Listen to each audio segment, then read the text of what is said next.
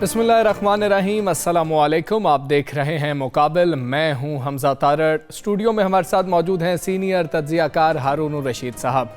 आज के मुकाबिल में हम बात करेंगे कि मरियम नवाज़ की जानिब से एक पटिशन दायर कर दी गई है लाहौर हाई कोर्ट में कि उनका नाम ECL से निकाल दिया जाए। उनके वालिद बीमार हैं, वो लंदन में हैं, तो उन्होंने बैरून मुल्क जाना है और 6 हफ्ते की इजाज़त दे दी जाए। तो क्या मरियम नवाज़ जो हैं वो भी बाहर चली जाएंगी? मियाँ नवाज शरीफ, मियाँ शहबाज शरीफ पहले ही बाहर हैं, और फिर नून लीग का सियासी मुस्तकबिल क्या होगा? कि पहले कहा जाता था हम डट कर मुकाबला करेंगे, यहीं पर रहेंगे, तो मामलात किस तरीके से जाएंगे?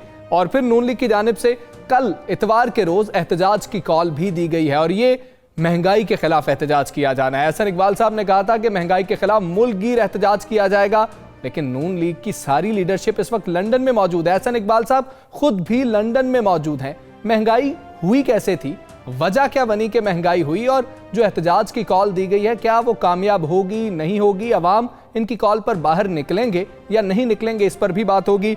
फिर वजीर आज़म के लहजे में कुछ तलखी देखने में आ रही है सिंध हुकूमत को लेकर। ऐसा क्या हुआ कि अचानक से फिर से ये तलखी देखने में आई? फिर वज़ीर आला सिंध सैयद मुराद अली शाह और बिलावल भुट्टो जरदारी साहब ने भी बाकायदा जवाब दिया है, और उन्होंने ये जवाब मांगा कि आपका शेर शाह सूरी, आपका जो वसीम अकरम प्लस है, उसने पंजाब में क्या किया है, उस कारकर्दगी की बात भी कर लें। जबकि वज़ीर आज़म कहते हैं कि गुज़श्ता 10 सालों में सबसे ज़्यादा करप्शन जो है वो सिंध में हुई है। क्या वजह है, क्यों फिर से ये ठन गई है, और क्यों फिर से लहजे तल्ख हो रहे हैं, इस पर भी बात करेंगे। बात होगी तालिबान और अमेरिका के मुज़ाकरात की, पीस टॉक की बातें फिर से हो रही हैं। क्या इस दफ़ा ये मुज़ाकरात कामयाब होंगे? पाकिस्तान का किरदार क्या है, पाकिस्तान पे असरात क्या होंगे, इस पर भी बात होगी। सबसे पहले तो बात करेंगे वज़ीर फवाद चौधरी जो है हारून साहब, वो जो हैं बड़ी बातें कर रहे हैं और वो एक नई बहस का आगाज़ कर रहे हैं। वो कहते हैं कि भाई पार्लियामेंट का इस्तेहकाक है, वो किसी एक फैसले से खुश नहीं है जो सुप्रीम कोर्ट की जानिब से किया गया था, उससे मुत्तफिक नजर नहीं आ रहे। वो कहते हैं पार्लियामेंट को आर्मी चीफ की मुद्दत का तयन करने का इख्तियार है। तो आप क्या देख रहे हैं, किस तरफ ये बहस जा रही है? नहीं, पार्लियामेंट को इख्तियार तो है, असल में तो वज़ीर आज़म को इख्तियार है 243 के तहत वज़ीर आज़म का इख्तियार, और 48 के तहत वो सदर को जो भी चीज़ जिसकी सिफारिश है वज़ीर आज़म की सिफारिश पे सदर ऐलान करेगा, और आर्टिकल 48 के तहत जो इसे चैलेंज नहीं किया जा सकता अदालत। ठीक, ये तो बात ठीक है, मगर ये बात अब क्यों याद आई है? जो क्या फारसी की ज़रबुल मिसल है कि जो घोंसा मुक्के के बाद, लड़ाई के बाद याद है, वो अपने मुंह पर मारना चाहिए। वहाँ तो आप घबराए हुए थे, पैनिक कर गए थे, वहाँ आप यही मौक़िफ़ इख्तियार करते, वज़ीर आज़म का इख्तियार है। अब इसमें दिलचस्प बात यह है कि मुद्दत तो मुकर्रर है नहीं। 56 के कॉन्स्टिट्यूशन में और 62 के कॉन्स्टिट्यूशन में मुद्दत मुकर्रर थी जी। अब जब ये 73 का कॉन्स्टिट्यूशन बनाया जनाब जुल्फ़िकार अली भुट्टो ने, फ़ख्र एशिया कायदे अवाम ने, तो उन्होंने जानबूझ के मुद्दत रखी ही नहीं ताकि वो जिसको चाहे बना सके। जो आपको पता है जनरल गोला हसन को फ़ौरन ही हटा दिया था, फिर जिसको चाह बना उस वक्त। तो इस पे कोई बहस हुई थी पार्लियामेंट के अंदर के मुद्दत होनी चाहिए नहीं होनी चाहिए? जी, कभी बात ही कि पार्लियामेंट को पूछता कौन है? देखिए, कहने को तो एतजाज़ हसन भी कह रहे हैं कि वज़ीर आज़म का इख्तियार है, और एतजाज़ हसन को ऐसी सच बोलने की फ़िक्र क्या लायक हुई कि यह खैर एक अलग सवाल है। बात तो मतलब जो वो कह रहे हैं उसमें वज़न है। आपने उस वक्त क्यों नहीं कहा अदालत में कि ये आपका इख्तियार नहीं है, ये पार्लियामान का इख्तियार है और वज़ीर आज़म एक्सरसाइज करता है पार्लियामेंट के बिहाफ पे? उस वक्त क्यों नहीं कहा? उस वक्त तो 4 मुसव्वदे छोड़ा है, एक दफ़ा फीलत छोड़ा है। दूसरी बात यह है कि इसमें एक दरख्वास्त की झलक है, इल्तिजा पाई जाती है कि सुप्रीम कोर्ट जब तफसीली फैसला लिखे तो उसमें कुछ हमारे साथ नरमी रवा रखे। होगा ये, वैसे देखिए कि बात मैं उस पर कायम हूँ कि फील्ड मार्शल वाली तजवीज़ भी मौजूद है, अगरचे अजीब व गरीब तजवीज़ है, पता नहीं कहाँ से आई है ये। होगा ये, देखिए कोई उसकी मज़ामत नहीं करेगा, ये हो जाएगा, मगर एक बात मलहूज़ रखनी चाहिए सियासतदानों को अपने अपने मफादात की लड़ाई लड़ते हुए, जो ये हमेशा लड़ते रहे हमेशा लड़ेंगे। ठीक, ये मुल्क भी, ये मुल्क है तो उनकी सियासत है बिल्कुल, और इस मुल्क को बचाया किसने है? कराची में टेररिज्म किसने ख़त्म किया? फौज ने, रेंजर्स ने किया ना, फौजी क़यादत की। जवाब दे किसको थे? वो चीफ ऑफ आर्मी स्टाफ को जवाब दे, रेंजर्स के चीफ। بلوچستان میں کس نے ختم کیا؟ قبائلی پہ آپ کو یاد ہے کہ ہفتے میں 3 سے 5 بڑے دھماکے ہوتے تھے، لوگ کتنی جلدی بھول جاتے ہیں. آپ کو یاد ہے کہ ایم اے کی حکومت کوئی کارروائی کرنے کے لیے تیار نہیں تھی طالبان کے خلاف؟ کسی کو یاد ہے 70,000 معصوم پاکستانی مر گئے اور یہ سب کچھ ٹھیک ہو گیا؟ آپ آرمی چیف کو ایکسٹینشن دینی ہے تو نہیں دینی ہے تو فیصلہ کریں تاکہ اسٹیبلٹی ہو. میرا ویسے یہ خیال ہے. تو ارون صاحب یہ پارٹی پالیسی ہے، فواد چودھری صاحب کا اپنا خیال ہے، آپ کیا سمجھتے ہیں؟ فواد چودھری صاحب جرت تو خیر کرتے ہیں، آرٹیکولیٹ بھی ہیں.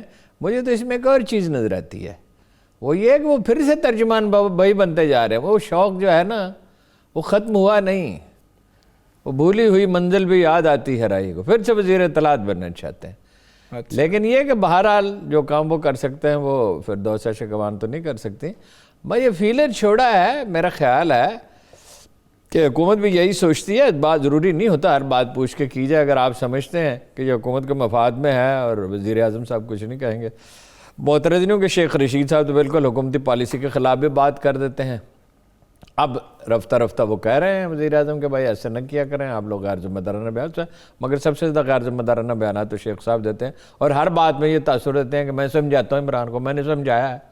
وہ تم اتنے بڑے مدبر ہو تو ہر حکومت میں کہ خوشامد کیوں کرتے ہو، اور تمہیں اپنی ذات کے علاوہ تم نے کبھی کسی چیز کی فکر کی؟ ویسے تو فواد صاحب کا یہ حال ہے، فردوسہ شکوان ٹھیک ہے جو ہے. لیکن بھائی اس کو مذاق نہ بنائیں، اس بات کو. اس کو طے کیا ادارہ ایک ہے، وہ فوج ہے. ہونے تو سول ادارے مضبوط چاہیے. آپ نے ادارے بنائے نہیں، آپ نے عدلیہ بنائی نہیں ہے، آپ نے سول سروس کو ٹھیک کیا نہیں ہے. یہ اب آپ دیکھیں یہ پٹواری سے لے کے وہ کمپیوٹر والے پٹواری کو دے دیا نظام، وہ 10 گنا رشوت مانگتے ہیں. بھائی اس کو پرائیویٹائز کرو، 10-20 ارب روپے بھی تمہیں ملیں گے اور لوگوں کی ایکسیس بھی ہو جائے گی. کام تو کوئی کرنا نہیں ہے، نہ پولیس اصلاحات کی نہ کچھ کیا، تو پھر باتیں ہی بنائیں گے نا.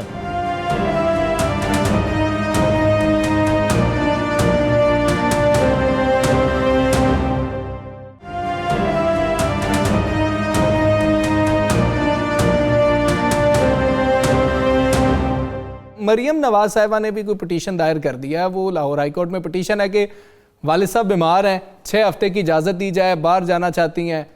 پہلے جب یہاں پر ضمانت لی تب بھی یہ کہا کہ یہاں پر تو کوئی نہ حسن نواز صاحب موجود ہے نہ حسین نواز صاحب موجود ہیں، ان کی تیمارداری کرنی ہے. اب تو دونوں بھائی بھی باہر موجود ہیں، تو کیا ان کو اجازت مل جائے گی اور کیوں جانا چاہ رہی ہیں؟ دیکھیے بڑی سادہ سی بات ہے، کیوں جانا چاہتی ہیں؟ وہاں فیصلے کرنے ہیں نون لیگ نے.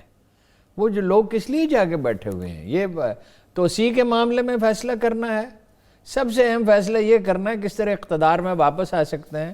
اس میں سب سے اہم نقطہ میرے خیال میں یہ ہے کہ عمران خان میں اور فوج میں قیادت میں اختلافات کیسے پیدا کیے جا سکتے ہیں. اچھا، یہ ذمہ داری تو شہباز شریف صاحب نے لی ہوئی ہے. لابنگ کرتے رہتے ہیں اور بڑا مؤدب ہوتے ہیں اور گھٹنوں کو ہاتھ نہیں لگاتے، گھٹنوں سے ذرا نیچے لگاتے ہیں. تو یہ وہ چاہتے ہیں کہ بھائی مریم جانشین ہو ان کی، وہ یہ تو نہیں چاہتے شہباز شریف ہوں. لیکن فی الحال تو شہباز شریف کی پوزیشن مضبوط ہو رہی ہے، الیکٹیبلز ان کے ساتھ ہیں، جانا تو اس لیے چاہتی ہیں. اب رہ گیا سوال کہ جا سکیں گے یا نہیں جا سکیں گے. دیکھیے یہی جج ہیں جنہوں نے فیصلہ کیا تھا، یہی صاحب ہیں کہ پاسپورٹ جمع کرائیں، ٹھیک ہے. اور جب یہی جج ہیں جنہوں نے نواز شریف کو جانے کی اجازت دی، ان کے خلاف ایک کمپین چلی کریکٹر اسیسینیشن. بہت اچھے جج ہیں، بہت نیک نام آدمی ہیں، کبھی کوئی الزام ان پہ نہیں آیا. اب مجھے تو یہ بھی لگتا ہے اب یہ عدالت کا فیصلہ ہے، جو وہ چاہے کرے، کہ ممکن ہے وہ کہیں کہ بھئی میں یہ کیس نہیں سنتا. اچھا، ویسے تو عدالت کو کوئی تو دوسرا جج سن لے گا. ویسے تو عدالت جو ہے اسے پبلک سینٹیمنٹ کو نہیں دیکھنا ہوتا، قانون دیکھنا ہوتا ہے. یہ وہی جج ہیں جنہوں نے جب نصف النہار پہ تھا سورج شریف خاندان کا تو انہوں نے کہا تھا وزیر اعلیٰ بری ذمہ نہیں ہے ماڈل ٹاؤن کیس سے. ہاں جی، رپورٹ لکھی تھی نا جو حکومت نے چھپائے رکھی، بعد میں عدالتی حکم پہ اس کو چھاپنا پڑا. تو دیکھیے اب اس میں کیا ہوتا ہے. لیکن اب میرے پاس دلیل کوئی نہیں، میرا وجدان یہ کہتا ہے یہ بھی جائیں گی، زرداری صاحب بھی جائیں گے. اور ایک چھوٹی سی دلیل جو قابل فہم ہے، ویسے تو ایک میری فیلنگ یہ ہے کہ اسٹیبلشمنٹ یہی چاہتی ہے ملک میں امن ہو، استحکام ہو، معاشی ترقی ہو. دیکھیے 3,000 آدمی تھے، انگریزی فوج 3,000 آدمیوں میں مشتمل تھی. سراج الدولہ کے 1 لاکھ آدمی تھے. پھر وہ شکست کیوں کھا گئے تھے؟ اس لیے کھا گئے تھے کہ 6 مہینے سے تنخواہیں نہیں ملی تھیں، کلکتے کے ہندو سیٹھوں نے کہا میر جعفر سے کہ میر جعفر تھا، میر صادق تھا، خیر جعفر از بنگال و صادق از دکن، ننگے دین ننگے ملت ننگے وطن، کہ تنخواہیں ہم دے دیں گے جس سپاہی کو 6 مہینے تنخواہ نہ ملی ہو، فوج کو مضبوط ہونے چاہیے ملک کا دفاع کرنے کے لیے، سیاست کے لیے نہیں۔ اور فوج کیسے مضبوط ہو سکتی ہے؟ اکانومی مضبوط ہو۔ آپ بھیک مانگ مانگ کے اکانومی چلا رہے ہیں، ٹھیک ہے سٹیبل ہو گیا اس وقت، اشاریہ اچھے ہیں، لیکن کیا ہے کبھی امریکی امداد کا، ابھی پھر امریکی لگے ہوئے، میں اس کی آگے جا کے افغانستان کے زمین میں آگے تفصیل بیان کرتا ہوں۔ بھائی اس طرح نہیں ہونے چاہیے، جو بھی فیصلے کرنے ہیں سیاسی جماعتوں کو سوچ سمجھ کے کریں۔ اب رہ گئی دیکھیے اس کے کیس کی نوعیت دیکھ لیجئے، فیصلہ تو جو عدالت کا ہے وہی فیصلہ ہے، کہ ایک تو میں تو انہیں سزا ہو چکی، ہاں جی، وہ اپارٹمنٹس کا معاملہ میں، بالکل، دوسرے میں وہ اپنا اس میں وہ ضمانت پر، دوسرے میں یہ انہیں مطلب نرمی عدالت نے برتی ہے ان کے ساتھ، اور پیسوں کا معاملہ تو اب رمضان شوگر مل کا واضح ہو گیا نا۔ صرف ایک شہباز شریف دنیا میں واحد آدمی ہیں جو کنونس ہیں کہ کوئی کرپشن نہیں، اس لیے کہ وہ کرپشن کو کرپشن سمجھتا ہی نہیں ہے۔ 8000 گنا سلمان شہباز کی آمدن کیسے بڑھ گئی، کہ وہ اثاثے کیسے بڑھ گئے، ان کا کاروبار کون سا تھا؟ وہ حمزہ سے پوچھتے تھے نیب والے کہ آپ کی 12 فیکٹریوں کا پرافٹ کہاں ہے، یہ تو پیسے ٹی ٹی کے ہیں۔ تو وہ جواب میں کہتے ہیں کہ وہ بتائیں نا، منصوبہ بتائیں جدھر سے پیسے نکالنے ہیں، وہ آگے سے واپس سوال کرتے ہیں ہارون صاحب۔ سوال یہ ہے جی کہ میری جیب میں ہے، ایئرپورٹ پہ میں جا رہا ہوں، $10 لاکھ میرے بریف کیس میں ہیں، مجھ سے میں یہ نہیں کہوں گا یہ ثابت کریں کہ میں نے کرپشن کی، وہ کہیں گے آپ لے جا نہیں سکتے، قانون کیا ہے؟ قانون یہ ہے کہ آپ کے اثاثے اگر آپ کے آمدن سے زیادہ ہیں تو آپ قصوروار ہیں، اور اس ملک میں ہر آدمی جانتا ہے، بچہ جانتا ہے کہ کرپشن ان کے ٹی ٹی سے دنیا میں کبھی کہیں یہ کون سا ذریعہ آمدن ہے؟ ٹی ٹی ایک چیز ہوتی ہے، اور جن لوگوں نے وہ ٹی ٹی سے پیسے بھیجے ہیں دبئی سے لندن سے، وہ کبھی ملک سے باہر ہی نہیں گئے، اور کوئی جواب نہ شہباز شریف دے سکے نہ نواز شریف۔ جب شہباز شریف کو پکڑا گیا، میں نے پوچھا وہاں ایک سورس سے، انہوں نے کہا 15 منٹ تو یوں سر پہ ہاتھ رکھ کے بیٹھے رہے۔ نواز شریف صاحب کہتے ہیں میری بیگم کو پتا ہوگا، میرے بیٹوں کو پتا ہوگا۔ لیکن سر عام بندے کا کیا کریں گے؟ عام بندہ تو اس وقت یہ دیکھ رہا ہے کہ میاں نواز شریف صاحب بھی باہر ہیں، میاں شہباز شریف صاحب بھی باہر ہیں، اور اگر مریم بھی باہر چلی جاتی ہیں تو وہ مزاحمت کی سیاست کدھر گئی؟ اور کیا وزیر اعظم عمران خان کو بھی یہی سوٹ کرتا ہے کہ مریم بھی باہر چلی جائیں؟ نہیں، وہ تو مزاحم تو عمران خان ہی مزاحم ہے نا اب تک، اور کون مزاحم ہے؟ اور تو کسی کو کوئی اعتراض نہیں ہے ان کے جانے پہ۔ یہ دونوں پہلو ہیں، ایک پہلو ہے مجرم کو سزا ملنی چاہیے، صحیح، اور دوسرا پہلو یہ ہے وہ تو قانون تو نافذ نہیں ہو رہا۔ قانون آپ کا خیال ہے صرف عدالتی فیصلے سے نافذ ہوتا ہے؟ اس کے پیچھے پولیس ہوتی ہے، اس کی تفتیش ہوتی ہے، آپ ڈٹرمنٹ ہوتے ہیں، ججوں کی تعداد پوری نہیں ہے، مقدمات جو ہیں وہ پڑے رہتے ہیں 20-20 سال، اور طاقتوروں کے معاملے میں کہ ایٹیچیوڈ عجیب ہے، اور عدالتیں بعض اوقات پبلک سینٹیمنٹس کو دیکھتی ہیں جو بالکل نہیں دیکھنا چاہیے، ٹھیک ہے نا، اور تفتیش ہی نہیں ہوتی۔ تو تفتیش کہاں ہو رہی ہے؟ نیب میں ان کے لوگ ہیں موجود، یہ تو ایک بحث دوسری طرف چلی جائے گی۔ تو ارون صاحب آپ کیا دیکھتے ہیں کہ کیا یہ ملک کے مفاد میں بھی ہے کہ میاں صاحب باہر ہی رہے، یہاں پر استحکام آئے، امن آئے، معیشت بہتر؟ اس میں میری رائے کی کیا اہمیت ہے؟ دیکھیے گزارش یہ ہے کہ حکومت میں کلیئرٹی نہیں ہے۔ پہلی بات تو یہ ہے ایک ناک میں، اونٹ کی ناک میں 2 نکیلیں نہیں ہوتی ہیں، سٹیئرنگ پہ 2 ڈرائیور نہیں ہوتے ہیں، پہلی بات تو یہ ہے۔ کوئی فوج کو اور سول کو ہونا تو ایک پیج پہ چاہیے، مگر کوہین ہونی چاہیے، کوئی جامع پالیسی ہونی چاہیے۔ یہ تو ایک عجیب و غریب صورتحال ہے۔ دیکھیے کوئی پولیٹیکل پارٹی ہی نہیں ہے، ایک آدمی کی جیب میں تو پولیٹیکل پارٹی پڑی ہوئی ہے۔ اب عمران خان صاحب یہ سارا کچھ کیوں کرتے ہیں جو آپ نے کہا انٹرو میں؟ اس لیے کہ کر تو کچھ سکے نہیں، ٹھیک ہے، دوسرے دیوالی اٹھا لیں آسان ہے۔ اب یہ ہے کہ بھئی اپنے حامیوں کو کسی طرح ساتھ رکھیں، یہ سوچی سمجھی پالیسی ہے۔ تو پھر وہ پلاننگ کیا چل رہی ہے لندن کے اندر؟ پلاننگ یہی ہے عمران خان اور فوج میں غلط فہمیاں پیدا کی جائیں، دوری پیدا کی جائے جیسے بھی ممکن ہے۔ تو اتنا آسان ہے؟ اور کیا شہباز شریف صاحب واقعی کامیاب ہو سکتے ہیں؟ یہ تو اللہ بہتر جانتا ہے، کوئی زمین پہ فیصلے ہوتے ہیں، فیصلے جہاں ہوتے ہیں وہاں ہوتے ہیں۔ کوئی مانتا تھا کہ عمران خان کو اس خاکسار کے سوا کوئی دنیا میں کہتا تھا کہ عمران خان حکومت میں آئے گا؟ کوئی مانتا تھا؟ تو میں کوئی بڑا تجزیہ کرنے والا نہیں ہوں، مجھ سے زیادہ باخبر لوگ ہیں۔ میرے دل میں تو اللہ نے ڈالا نا کہ یہ ہوگا، اور یہ ہو گیا، تو کل کون جانتا ہے، کل کے بارے میں کوئی زیادہ پیشین گوئی نہیں کرنی چاہیے.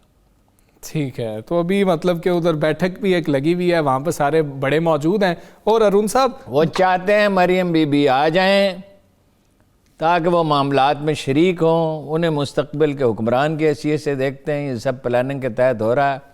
اب قانون اس میں کیا کہتا ہے؟ یہ وہی جج صاحب ہے جنہوں نے فیصلہ کیا تھا کہ پاسپورٹ جمع کرائیں. آپ دیکھیں، اور ان کی ریپوٹیشن تو اچھی ہے، ریپوٹیشن اچھی. دیکھنا ہوگا کہ کیا فیصلہ آتا ہے. لیکن مریم نواز صاحبہ کی جانب سے جو ہے پٹیشن دائر کر دی گئی ہے کہ وہ اپنے والد صاحب کو ملنے جانا چاہتی ہیں. نون لیگ کی جانب سے ایک احتجاج کی کال بھی دی گئی ہے، جو احتجاج کل ہونا ہے، اور ملک گیر احتجاج کی کال دی گئی ہے. مہنگائی کے خلاف یہ احتجاج ہے. مہنگائی پر بھی بات کریں گے، اور نون لیگ نے کال دی اور خود سارے باہر چلے گئے. ایک بریک کے بعد دیکھتے رہیے مقابل.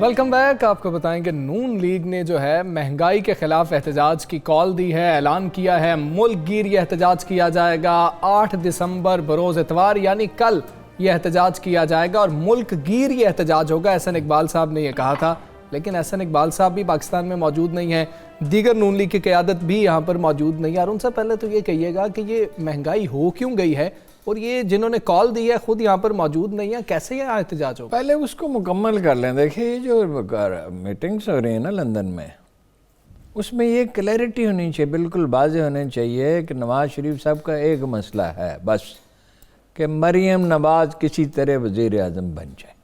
اچھا، دیکھیں، کوئی بات چیت ہو رہی ہے تو مریم نواز خاموش ہے نا، بلا وجہ تو خاموش نہیں ہے. وہ تو خاموش بیٹھنے والے نہیں ہیں. کبھی ضمانت پر ہیں، ضمانت پر پہلے بھی وہ کہاں بولی تھی.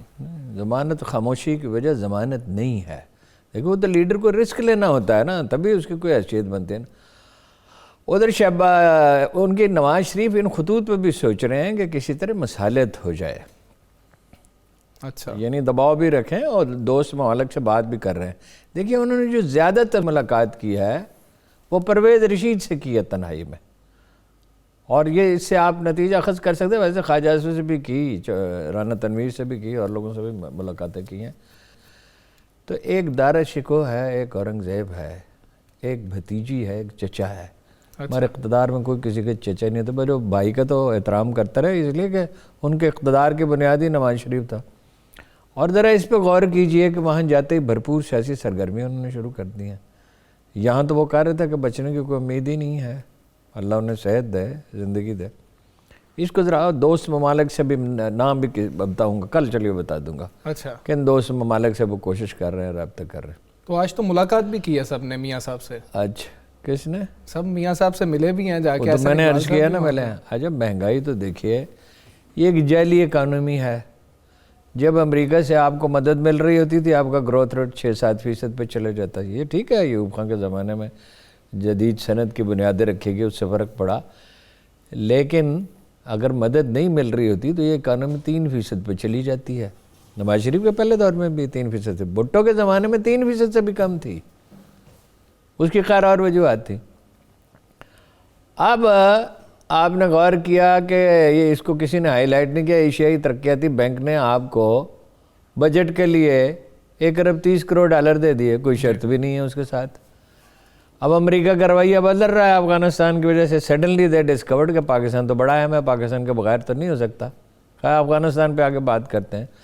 یہ کوئی اکانومی نہیں ہے. $9 بلین کی آپ ریلوے لائن نہیں بچھا رہے. $9 بلین سے کتنی یونیورسٹیاں بن سکتی ہیں؟ 1350 ارب روپے سے کتنی یونیورسٹیاں آئی ٹی کی بن سکتی ہیں؟ 130 یونیورسٹیاں بن سکتی ہیں. اور اس سے کتنی آمدن اپنی مستقبل نے آپ کو $120-30 بلین انڈیا کما رہا ہے آئی ٹی سے. آپ بھی کر سکتے ہیں، اتنے پہ جا سکتے ہیں بتدریج. اس کی کیوں فکر نہیں؟ یہ اکانومی ایسی ہے.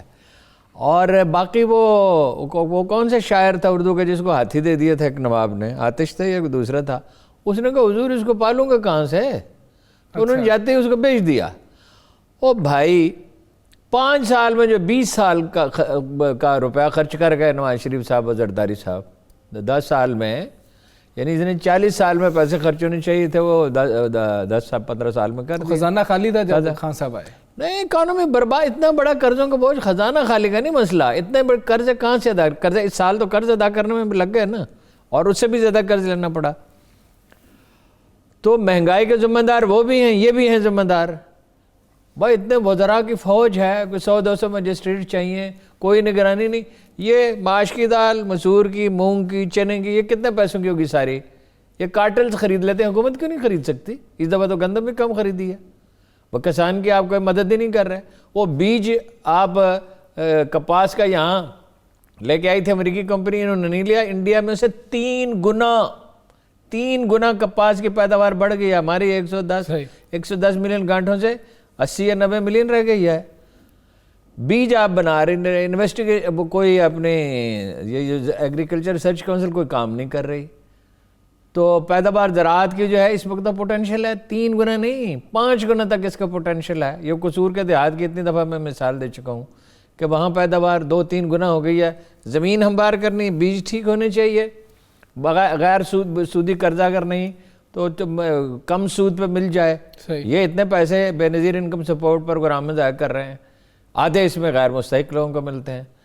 وہ تو یہ تو کوئی باقاعدہ اکانومی تھوڑی ہے, آدھی ڈاکومنٹڈ ہی نہیں ہے. یہ بھی کوئی دنیا کا عجیب ہی ملک ہے جس میں آدھی اکانومی ڈاکومنٹڈ نہیں. دکانداروں کو آپ نے عادت ڈالی ہے, ایک تو پاکستان میں شرح منافع دکاندار کا ساری دنیا سے زیادہ ہے, شاید ایک آدھ عرب ملک میں سے ٹیکس ہی نہیں دینا چاہتے. وہ کہتے ہیں ٹیکس کا تو نام ہی نہ لینا جی. 16% سے 9% پہ آ گئے. ضیاء-ال-حق کے زمانے میں 16% تھا, کوئی مثالی دور تو نہیں تھا وہ. اگر یہ 16% ہو اور اکانومی 16% ہو تو کتنا بڑا, 70-75% بڑا. اور اگر یہ ڈاکومنٹ ہو جائے تو مزید دگنا کتنا ہوا, یعنی 1.75 تو ہو جانا چاہیے صرف 16% پر جانے سے, اور اس کے بعد دگنا ہو 3.5 گنا 13,000-14,000 ارب روپے ٹیکس وصول ہو سکتا ہے اس اکانومی سے. اب نون لیگ تو تاجروں سے یہ کہتی ہے مت دیں ٹیکس, ہمیں ووٹ دیں, آپ یہ چندہ دیں, کوئی ضرورت نہیں ہے. اور عمران خان صاحب یہ کہتے ہیں کہ ان کو ڈرائیں. ڈرانے سے اب کچھ انہیں سمجھ آئی ہے کہ خوف ایک ایسا ویپن ہے جو سیلیکٹیولی یوز کرنا چاہیے, طریقے سے کرنا چاہیے. پاکستان میں ایک بڑی تحریک کی ضرورت ہے. لوگوں کو, عام لوگوں کو آگے آنا چاہیے, آسودہ حال لوگوں کو دوسروں کی مدد کرنی چاہیے. اسکول 4-5 ہزار اسکول بن گئے جہاں مفت ایجوکیشن ہوتی ہے. کسانوں کو کوئی بتانے والا نہیں, بیج انہیں ٹھیک ملتا نہیں ہے, زمین ہموار نہیں ہے, تو پیداوار کہاں سے بڑھے؟ مہنگائی کیوں نہیں ہوگی؟ اچھا انڈر انوائسنگ, اوور انوائسنگ, چینی کہتے ہیں کہ $10 بلین کا مال جاتا ہے پاکستان اور دکھایا جاتا ہے $6 بلین کا. تو ظاہر ہے مہنگائی تو ہوگی, یہ بھی ذمہ دار ہیں. انہیں پتہ نہیں یہ جو ہیں اپنی مارکیٹ کمیٹیاں انہیں کیوں فعال نہیں کرتے. 100-200 مجسٹریٹ تحصیل کی سطح پہ تو ہونی چاہیے نا نگرانی.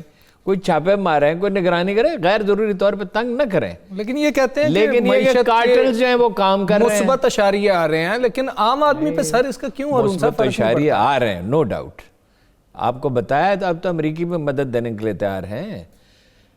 اب انہیں فکر لاحق ہے کہ چین ڈائمینیٹ کر جائے گا اس علاقے میں, ادھر ایران ہے تو ان کے پاس تو پاؤں ٹکانے کی جگہ نہیں ہوگی.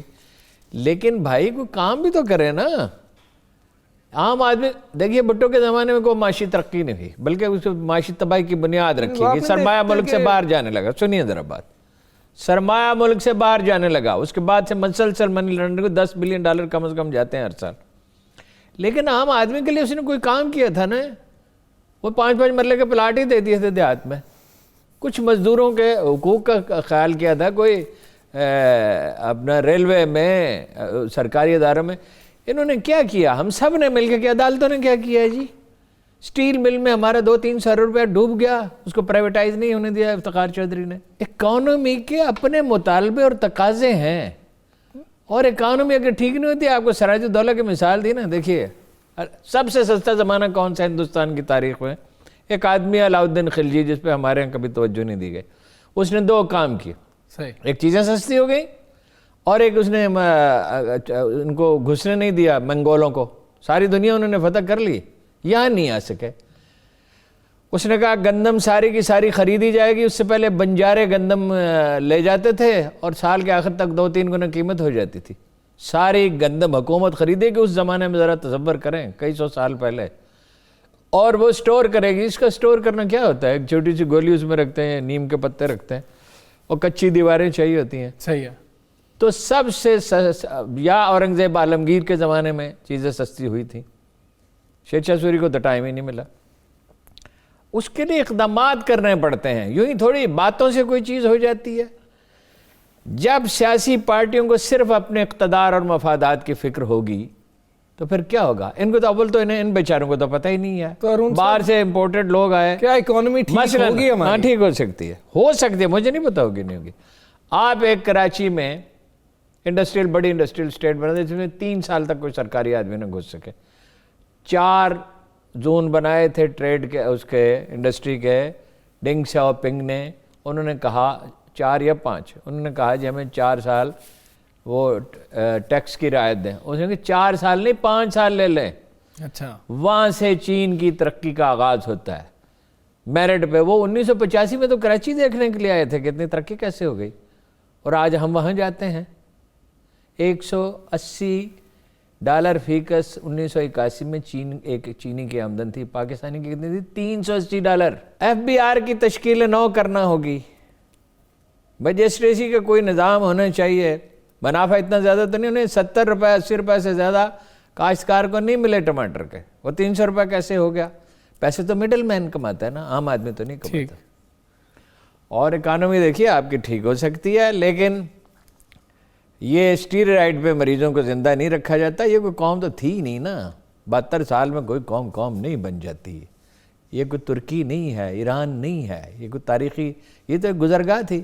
قائد اعظم نے کہا تھا 100 سال لگیں گے، وقت تو لگے گا، لیکن بھائی وقت میں نے کراچی جانا ہے، چلوں گا تو پہنچوں گا نا۔ بالکل۔ اور اگر میرے پاس میں ٹرین پہ نہیں جا سکتا، جہاز پہ نہیں جا سکتا، تو بائیسیکل پہ جاؤں تب بھی پہنچ جاؤں گا، مگر صحیح راستے پہ تو جائیں نا۔ اگر امریکہ کے اب پھر چکمے میں آ گئے، وہ اب پوری کوشش کریں گے، یہ وہی امریکی صدر ہیں جو کہتا تھا پاکستان ہمارے پیسے کھا گیا، یہی کہا تھا نا۔ بالکل، امریکہ کے چکمے میں دیکھنا ہے۔ اور پھر وہ کیا ہے کہ اس نے عمران خان کی تعریفیں شروع کی اور پاکستان کی تعریفیں۔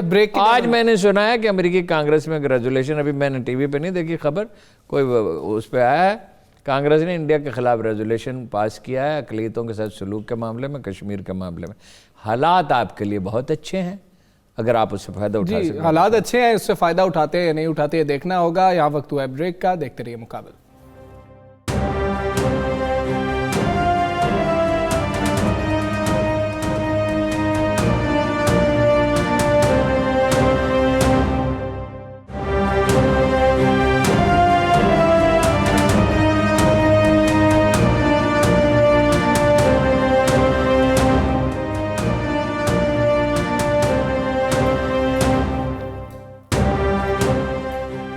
Welcome back. بات کریں گے خطے کے لیے اہم خبر ہے، ایک بار پھر سے طالبان اور امریکہ کے درمیان افغان مفاہمتی عمل جو ہے وہ شروع ہونے جا رہا ہے۔ زلمے خلیلزاد جو ہیں وہ بھی کابل گئے اور افغان حکام سے بھی بات ہوئی، اور وہاں پر طالبان سے بھی ان کی ملاقات ہوئی ہے دوحہ میں۔ اب ہارون صاحب یہ مذاکرات ہونے ہیں، بریک تھرو اس دفعہ دیکھ رہے ہیں کہ یہ جو مذاکرات ہیں جو سپتمبر سے بند ہیں۔ دیکھیے اب تو ڈیٹیلز کی بات ہے، مذاکرات کی کامیابی میں کوئی شبہ نہیں۔ جب یہ معطل ہوئے تھے اور پریزیڈنٹ ٹرمپ نے کہا تھا کہ اب نہیں ہوں گے، تو یہ ہر شخص جانتا تھا کہ یہ مذاکرات ہوں گے۔ وہ اندر مزاحمت تھی اور بدسلیقی اس نے کی تھی، ٹھیک سے ہینڈل نہیں کیا تھا۔ طالبان کو اقتدار چاہیے، ظاہر ہے چاہیے، اور امریکہ واپس جانا چاہتا ہے، ظاہر ہے اب واپس جانا چاہتا ہے۔ پہلے تو صدر صاحب ہی چاہتے تھے، لیکن اب سارے واپس جاتے ہیں۔ $100 بلین کی سالانہ کی بچت کوئی چھوٹی بچت نہیں، ایون امریکہ کے لیے، لیکن وہ واپس نہیں جا رہے۔ یہ جو کنفیوژن ہے نا کہ چلے ان کی تعداد کم ہوگی، ان کا انٹیلیجنس نیٹ ورک بھی رہے گا، ٹھیک، MI6 کا بھی رہے گا، اور مالی انحصار افغانستان کا امریکہ پہ ہوگا۔ $80 ملین کا، 80 ملین کہہ رہا ہوں، کا آخری بجٹ تھا طالبان کا۔ اب $2 بلین تو صرف آرمی کے لیے چاہیے، اور بھی چاہیے ظاہر ہے انفراسٹرکچر کے لیے, بہت سی چیزوں کے لیے. تو یہ پیسہ کہاں سے آئے گا؟ یہ امریکہ کے سوا کوئی دے نہیں سکتا. اور کیوں رہنا چاہتا ہے وہ؟ یہ ادھر ہے سینٹرل ایشیا جہاں اسے رسائی چاہیے. پرلی طرف روس ہے, یہ ایران ہے, اور ادھر چین ہے. چین کا خوف ہے. اور یہ سی پیک کے بعد باقی دنیا میں بھی چین انویسٹمنٹ کرے. پاکستان سے خوف ہے کہ اگر وہ دیکھے تو جنوبی سمندروں پہ تو پریشر ہے چین پہ, اور معاشی طور پہ وہ 5-7 سال میں 8 سال میں امریکہ سے آگے نکل جائے گا. بڑی اقتصادی قوت بن جائے گا. اس کی 1 ارب 20 کروڑ کی آبادی ہے امریکہ کی, تو اس کا مقابلے میں 1/4 آبادی ہے. تو وہ بہرحال یہاں موجود رہے گا, روز قیامت تک رہنا چاہے گا. اچھا, لیکن تعداد محدود ہوگی. مالی امداد کا حربہ استعمال کریں گے. پاکستان کے بغیر ہو نہیں سکتا. ٹھیک ہے, پاکستان کے بغیر نہیں ہو سکتا. سوال ہی پیدا نہیں ہوتا. ہم کہتے تھے کہ جب پاکستان کے بغیر نہیں ہو سکتا, لوگ مذاق اڑاتے تھے. یہی ٹرمپ ہے نا جو محنت سماجت کر رہا ہے ایک طرح سے, اور آپ کو یہ سی پیک سے بڑا پیکیج آفر کر سکتے ہیں. اچھا, لیکن اس حماقت میں مبتلا نہیں ہونا چاہیے. اگر پاکستان کی ملٹری اور پولیٹیکل لیڈرشپ نے کمزوری کا مظاہرہ کیا تو یہ ٹھیک ہے کہ چینی قرضوں میں شرح زیادہ ہے انٹرسٹ کی, اگرچہ وہ 1 بلین گرانٹ بھی دے رہے ہیں, گرانٹ کم ہوتی ہے ان کی, لیکن چین ہمارا دوست ہے. ہم اس پہ بھروسہ کر سکتے ہیں. اسے ہماری ضرورت ہے. اسے اس سمندر تک پہنچنا ہے. روسیوں کو بھی رسائی چاہیے, سینٹرل ایشیا کی بھی چاہیے. اور چابہار کے مقابلے میں 16 گھنٹے کم فاصلہ ہے. اور چین کو جو بچت ہوگی وہ 200-300-400 بلین ڈالر کی کم از کم ہوگی, اس سے زیادہ کی ہو سکتی ہے. یہ جو علاقہ پاکستان سے لگتا ہے, یہاں تو سمندر کے راستے جائیں تو اخراجات کئی گنا بڑھتے ہیں. میرے پاس فگرز نہیں ہیں, لیکن یہ فگرز دیکھے جا سکتے ہیں ڈیٹا. لہذا مذاکرات ہوں گے کامیاب, اور پاکستان کی مدد سے ہوں گے. پاکستان کے لیے یہ بہترین وقت ہے سودے بازی کا. سودے بازی ایکسپلائٹیشن نہیں ہوتی. سودے بازی کا مطلب ہے سودے بازی. دنیا میں جتنی آپ کی طاقت اور اہمیت ہے, اسٹریٹجی یہی ہوتی ہے, صورتحال سے فائدہ اٹھائیں. مجھے اندیشہ ہے ہم اپنی اشرافیہ سے, کسی خاص پارٹی کی میں بات نہیں کر رہا, یہ بڑے کمزور لوگ ہیں. ہم نے کبھی لانگ ٹرم پلاننگ نہیں کیا. پاکستان تصویراتی اسٹریٹجیکلی ایسی جگہ پہ واقع ہے کہ کوئی اس کا بدل نہیں ہے. کوئی بہت کم دنیا میں ملک ہیں جو اتنی اہمیت رکھتے ہیں اسے تصویراتی اعتبار سے. تو پاکستان کو ایک اچھی بارگیننگ کرنی چاہیے, ایک غیر جانبدار ملک بننا چاہیے, لیکن چین کے خلاف کبھی کسی صورت میں نہیں جانا چاہیے. اور چین سے مضبوط تعلقات ہونے چاہیے. ان کے قرض نسبتاً مہنگے ہیں, اس کے باوجود ان پر بھروسہ کیا جائے. وہ ہماری اندرونی سیاست میں مداخلت نہیں کرتے. بالکل ٹھیک ہے, ہماری سلامتی کو اہمیت دیتے ہیں. اگر وہ گوادر میں موجود ہوں گے, ہمارا دفاع مضبوط ہوگا. ٹھیک ہے, چین امریکہ پہ ہم بھروسہ نہیں کر سکتے, لیکن یہ کہ پاکستان کو اب نظر انداز نہیں کیا جا سکتا. دیکھیے کیانی صاحب نے روک دی 7 مہینے کے لیے. وہ آج بیمار ہیں, بڑی افواہ اڑی ہوئی تھی, لیکن وہ میں نے پتہ کیا ٹھیک ہے, کوئی ایسی کوئی خاص نہیں. انشاءاللہ کل وہ ہاسپٹل سے ڈسچارج. 7 مہینے کے لیے سپلائی کی روک کے رکھی تھی, تو کیا بگڑ لیا تھا انہوں نے؟ 7 مہینے ایک بہت بڑا وقت ہے. ہاں, لیکن ارون صاحب پھر ادھر سے انخلا ہونا ہے. اب امریکہ چاہتا بھی ہے کہ جائے, لیکن یہ انخلا نہیں ہوگا نا. 2000 آدمی تو بہرحال رہیں گے, اڈے ان کے رہیں گے, جہاز ان کے رہیں گے, ہوائیں ان کی, فضائیں ان کی, سمندر ان کے, جہاز ان کے. گرا بھنور کی کھلے تو کیوں کر بھنور ہے تقدیر کا بانا. وہ افغانستان کو چھوڑ کے جانے والے نہیں ہیں, الا یہ کہ کوئی اتنی بڑی قیمت ہو جائے کہ وہ ادا ہی نہ کر سکتے. ٹھیک ہے, ابھی کوئی ایسا نہیں ہے کہ جائیں گے وہاں, لیکن بہرحال یہ مذاکرات کامیاب ہوں گے. دیکھیے وہ طالبان بہت منج گئے, یہ وہ طالبان نہیں ہے. جتنا اقتدار ملتا ہے اتنا تو لیں گے نا. بالکل, اگرچہ وہاں ایک کنسنسس چاہیے ہوگا, اس میں حکمت یار کی اہمیت اب بڑھ گئی ہے.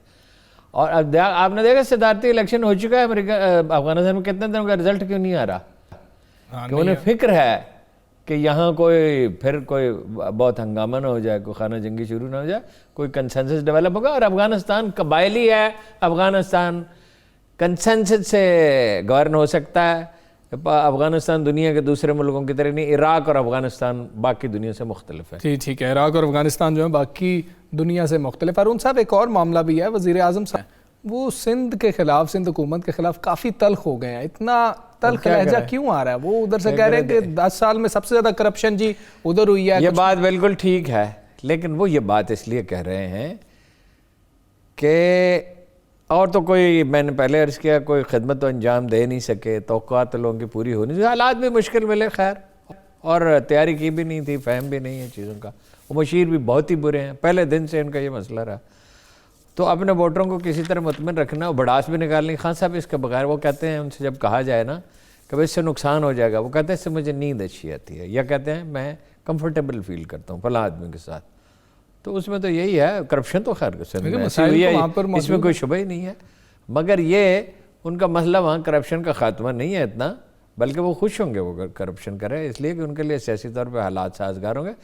مگر خان صاحب چاہتے ہیں کہ ایک دھکے سے کسی طرح سے اس دفعہ انہیں حکومت مل گئی ہے، سندھ میں بھی کوئی حادثہ ہو جائے، اور سندھ میں بھی کیونکہ آلریڈی وہ پنجاب کے چیف منسٹر بھی ہیں، بالکل پختونخوا کے بھی ہیں، وزیر اعظم بھی ہیں، صدر بھی وہی ہیں، تو سندھ کی وزارت اعلیٰ بھی اگر مل جائے تو اچھی بات ہے. بلاول بھٹو بھی اپنی کارکردگی کی بات نہیں کر رہے، وہ کہہ رہے ہیں کہ آپ کے کوئی بھی ادھر سے کیا وسیم اکرم پلس نے کیا کیا پنجاب میں. دیکھیے، زندگی اپنی دوسروں کی خامیوں پہ نہیں، اپنی خوبیوں پہ بسر کی جاتی ہے، لیکن یہ سب دوسروں کی خامیوں پہ بسر کرنا چاہتے ہیں.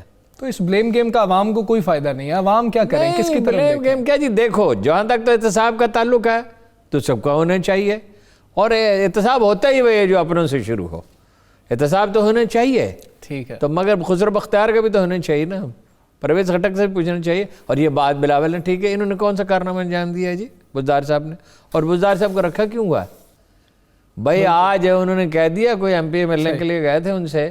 اچھا، امریکہ کے معاملے میں خبر میں آپ کو دے دوں کہ وہ کہہ رہے ہیں کہ پیکج بھی دینے کے لیے تیار ہیں ابھی، مطلب اتنی سی بات سنی، اور 20-22 F-16 جہاز بھی دینے کے لیے تیار ہیں کم قیمت پہ، جو نئے ہیں، جو بہت شاندار ٹیکنالوجی ہے. جی ارون صاحب، جاتے جاتے وہ بلاول نے اچھا یہ چیف منسٹر صاحب سے ملے ہیں ایم پی اے، انہوں نے کہا میں کیا کر سکتا ہوں، چیف سیکرٹری سے ملے. اب فائل ان کے پاس نہیں جاتی ہے، چیف سیکرٹری کے پاس جاتی ہے. عمران خان صاحب کا بھی کمال ہے، کہتے ہیں جی بزدار جو ہے اس نے بڑے کارنامے انجام دیے، صرف تشہیر کی ضرورت ہے. اختیارات مسلسل اس سے واپس لے رہے ہیں. اب چیف سیکرٹری جو ہے پنجاب کا، وہی دراصل چیف منسٹر. جی ٹھیک ہے، اختیارات واپس لے رہے ہیں، اور جو چیف سیکرٹری ہیں وہی چیف سیکرٹری ہی اب چیف منسٹر پنجاب ہیں. ٹھیک ہے جی ارون صاحب، بہت شکریہ آپ کا. مقابل سے آج کے لیے اتنا ہی، کل حاضر ہوں گے نئے ایپیسوڈ کے ساتھ.